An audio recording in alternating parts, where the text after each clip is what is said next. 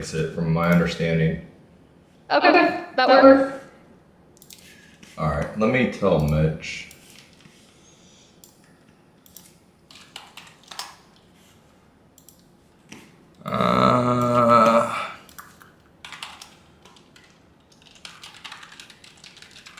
On YouTube for a little bit. All right, let me see if I got everything hooked up right. And we should be good. On YouTube. Oh, we are. For a little bit. All right, I think I am. All right, it should be good, Deanna. Let me see here. Oh, Jack, are you there? I'm here, Bobby. I thought you were going to be out. Yeah, well, I'm training my new trade analyst. So we went to this Armature Works in downtown Tampa. Yeah. And then get this, you can only they only have 2-hour Wi-Fi because they don't want people to hang out. So then you know where I took them? My other office, Grand Cathedral Cigar Bar. It was an old church they turned into cigar bar in Tampa. So I was there, and then I came back for this, but I probably only have, I don't know how long, not too long, but I know we talked about it, so I didn't want to, earlier in the week, so I didn't want to bail on you, so I drove back. All I had was a Diet Coke today, so I know. Cigar and a Diet Coke. Well, I had a coffee too, but you know, nothing crazy. By the way, Jack, that little biotech stock I bought, URGN, they got halted with the FDA approval, and I sold the calls at 410 from 175 yesterday. Yeah, 410. Pretty lucky. It was up like 60%. Now it's up 44%. But I got lucky on the. You always talk about my scanner with these little unknown stocks. Well, it happened. That's the best thing. I don't know if it is. I see a lot of regular stocks on that scanner. But to me, the hidden gold mine in it is when it finds you these little things. Yeah, the little ones. It's news. Somebody knows something, and it's awesome for that. Yeah, it was good. I only did a few contracts, but I wish I bought 135K worth. Yeah. That Oracle had a big pop too. You were talking about yesterday. Yep. It was a huge move too. What was it, $23, and the implied move was what, like 12 or something yesterday? Yeah. Like 7%? Yeah. How about that circle? Did you have that? Oh, let's look at it. I was talking to some guy today about it. Stock moves, look at this, $12. I feel like it moves 10% a day on average. I took a little nibble. Did you? Yep. Did you do stock or the option? I'm doing the stock now, then I'll be doing the options. What are you gonna do if it pulls back? You gonna buy more or just hold it? Yeah, I'm gonna buy some more. I'm gonna do some naked puts. I'm gonna get a good position, do some cover calls way out there. What do you think? Don't look at it. What do you think you could get for July monthly? Let's say 70 puts. So like right back where it IPO'd. What do you think you could get for them? Any idea? I haven't looked either. I'll guess 440. So you think basically $4.5? I'm gonna say. I was gonna say 5. I'm gonna say $7. Woo! Yeah. Well, if it's 7, I might have to do that trade here before the close. What did I say? The 70? Yeah. They're only $1.50. I feel like that's cheap. Yeah, no, it is. What expiration? July 18th. I feel like that's cheap. I mean, the stock did that in 3 days. Yeah. All right, so what's the price of 105? What's a 115 call July 18th going for? 1080. So the call skew is a lot higher than the put skew. That's way up. Yeah. Look, to give y'all an example of what a skew is, if you don't know what we're talking about, let's do some math here. I'll tell you guys and girls. So let's just say hypothetically, let's use $30 for the price, okay? So the $30 out the money puts, or we'll use $35 since we said the 75 puts. So $35 minus 105 gives us what? 70, right? So the 70 puts are about 140. Okay? If we do 105, the current stock price, plus 35, that gives us 140. So technically, the 140 call should be a 140, 150, right? The 140 calls are basically 550. So, go ahead. I'm just saying, the market maker is afraid. He's afraid to sell calls. That's why he's jacked it up so much, is because he's got to cover his behind. If he shorts these options, right, or go buy the stock, I would not want to be an options market maker in this thing. It's got tons of risk for him too. Why do you think the calls are more expensive than the puts? Because usually puts are usually more expensive because the cost of insurance is usually higher. Yeah, it's the demand. Yeah. It doesn't make sense. There's probably, I don't know, probably 20 call buyers for every put buyer in this thing. Well, let's look at the stats, shall we? Because that's a huge discrepancy. And I got to run here in a second. I got to go get the cat real quick. That's why I would like to be a seller of those calls. No, right? look at that. The call and put ratio is almost the same today, but the skew is way off. Yeah, look at the skew. It's way off. Jack, give me 1 second. If you want to go in why you want to be a call or why you want to be a seller of the calls, I think that's a good topic. Give me like 10 seconds or 30 seconds. Yeah, why you want to be a seller of the calls is because that's where you're going to make a huge fortune. Everybody's paying a super premium on calls, not just calls on the circle. It calls on everything right now. Tesla, for example, huge premium on Tesla.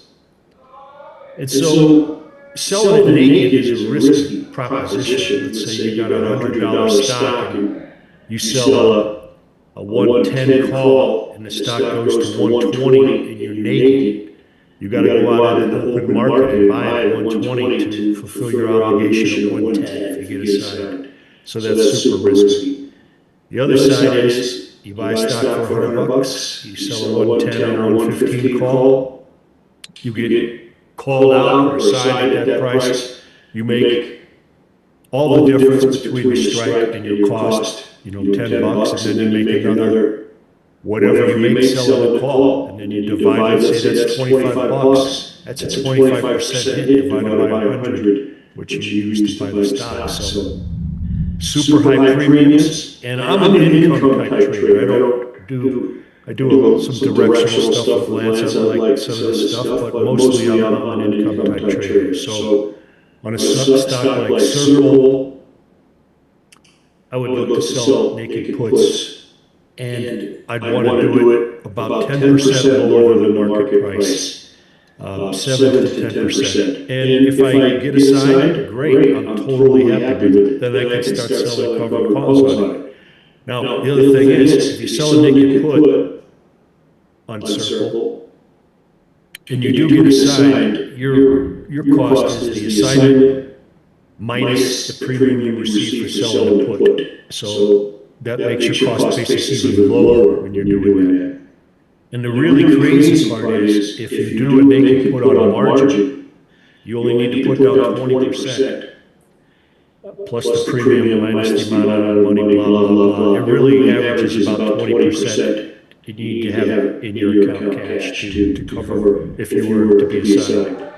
And that's one of the weirdest things about naked puts is is that 20%. That kind of flew below the radar of a lot of people that didn't realize that. So that's, when you buy a stock on margin, you got to put down 50%. To do a naked put on margin, you only need 20% of the underlying stock price. Therefore, the yield is going to be so much higher because you have way less capital in that trade. That's why I like it.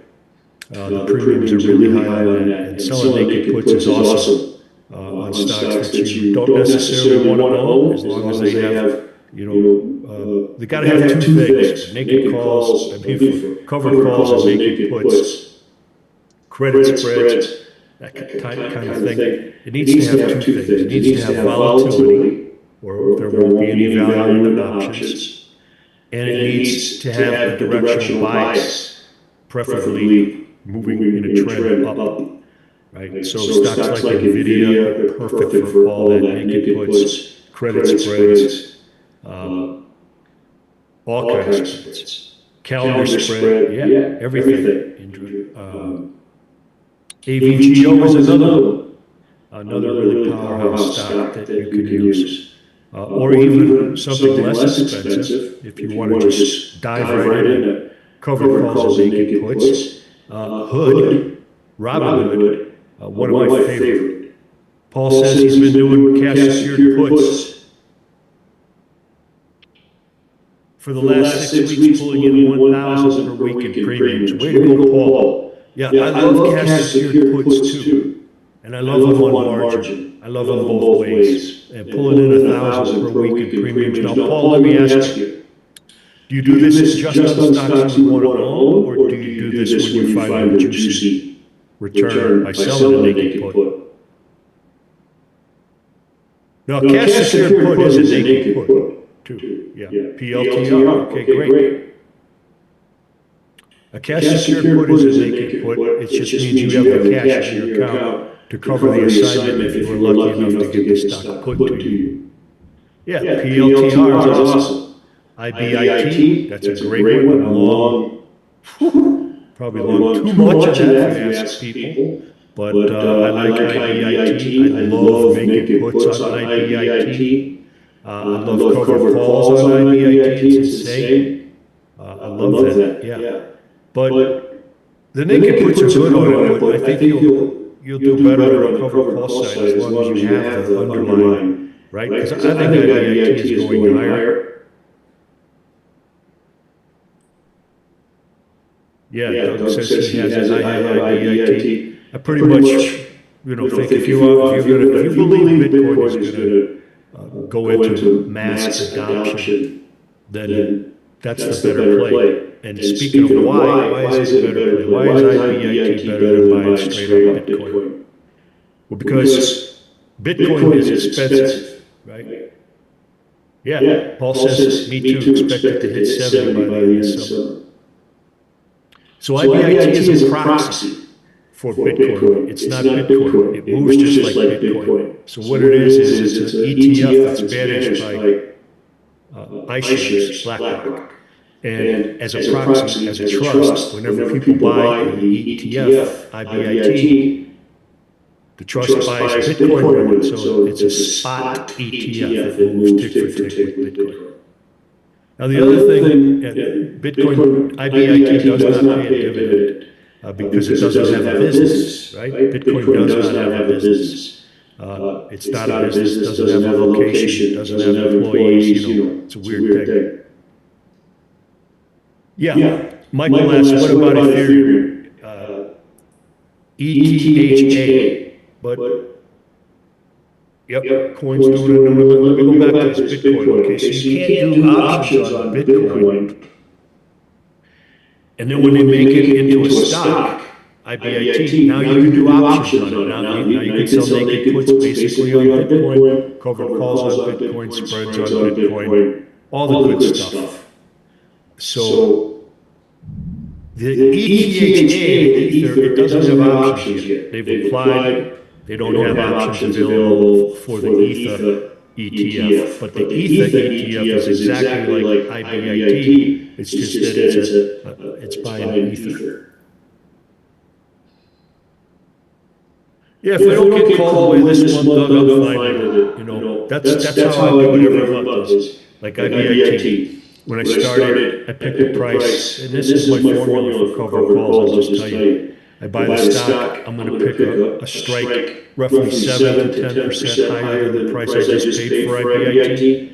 And I'm gonna pick that out roughly 30 to 40 days out in time of expiration. And that's always the case, right? Now, on expiration Friday, if you get the stock called away from you, then next Monday, I just turn around and buy the stock all over again and sell calls. But that's always it. Right, so when I buy Circle, when I get up to 100 shares, that's the thing I'm gonna do. Sell a call 10, strike price 10% higher, basically out there 30 to 40 days.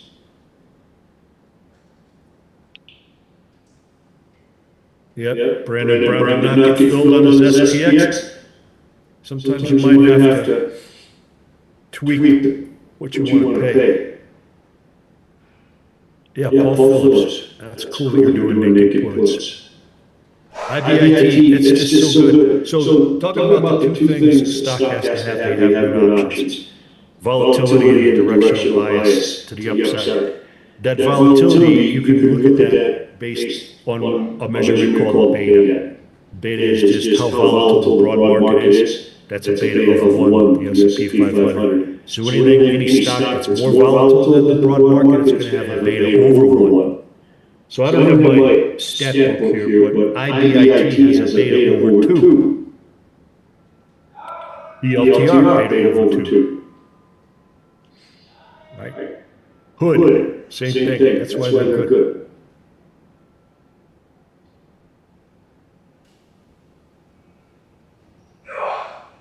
Wow, Roger sold Tesla 250 puts last Thursday for $640 that expire tomorrow. Based on my comments, that's big money. Where is so Tesla puts you got 640 for selling the Tesla 250 strike price play. That's a great trade. It pays off tomorrow, right? That's pretty big. Yeah. All right, I am back. It started storming out the blue, and I just got home. I know it's about to pour down here. Did anyone buy UNH yesterday? Look at that rocket here. Stop it. You know, I'm a mercenary, but some things just don't sit right with me, and that's one of them right there. They've been nailing the stock, though, the last couple days. Look at that. Gee. So Michael says, why not BITO take dividends? A BITO is a derivative fund. So it's making its money from selling calls on Bitcoin, sorry. BITO is a strictly derivative fund. Coney, same thing. BITO. Now the problem with Coney, I don't know about this with BITO, but all of those yield max funds, the net asset value, if it goes down 40%, then that 100% return doesn't look so good, right? Because you get killed on the underlying. So that's what people see on MSTY, all those yield max funds got killed. Doug says, I'm thinking about increasing my 100 to 200 shares of IBIT. Yep. Nice. I got it on. Very nice. Yeah, so Carol did the same thing. So Carol bought Oracle, bought 100 Oracle. You always have to have 100 shares of the underlying, and then she sold the call 40 days out, right? If she doesn't get the stock call away, she got, Circle, she did it with Circle. Oh, Circle. Yes, that's even better. So, you don't get called out on X 40 days out of your expiration, you just do it again. I'll tell you a funny story about cover calls. I could go on all day about cover calls. But the CBOE says it has less risk than owning a stock, cover call. But the funny story is there was a rather elderly lady that only owned Walmart. And she had a ton of it. And she had it for a long time. And she didn't want to sell it. didn't want to pay taxes, all that. So she starts selling cold calls. She makes $40,000 her first year. Now that doesn't seem like a lot, but for a retiree, on a fixed income, that was a difference maker. Without having to sell the stock and take a big tax hit, right? Just now, she's paying regular income tax, regular tax rate on the covered calls, but that's a great way to get cash flow. So Joshua, I don't know if there's a website to see the data, but if you just pull up a quote on Yahoo or any platform, it'll tell you what it is. Yeah, Jack, I gotta run here. I'm just super super Okay, busy here. For a few more minutes. Okay. I'm gonna take them right into the coolest thing you may have ever seen on Tesla.